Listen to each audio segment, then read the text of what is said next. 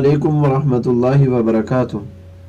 प्यारे बच्चों, अल्हम्दुलिल्लाह आपने नूरानी कायदा की 5 तख्तियों की दोहराई मुकम्मल कर ली।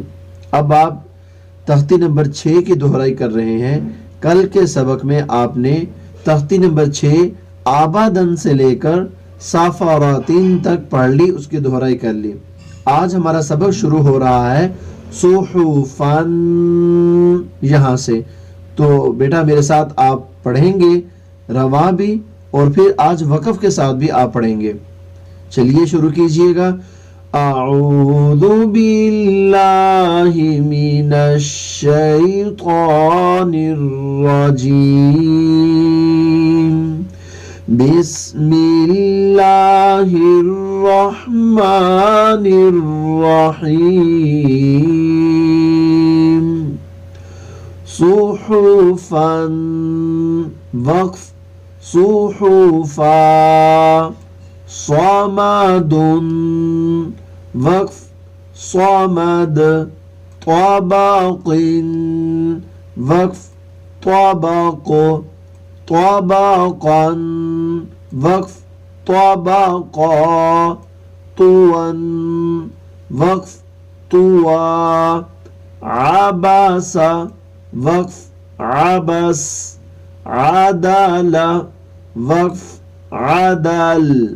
आलाकिन वक्फ आलाक। आमदिन वक्फ आमद। इनाबन वक्फ इनाबा। गबारतुन वक्फ गबारा। फ़अल वक्फ फ़अल। क़तरतुन वक्फ क़तरा। क़ुतिल वक्फ क़ुतिल। क़दर वक्फ क़दर। क़ुरिअ वक्फ क़ुरि।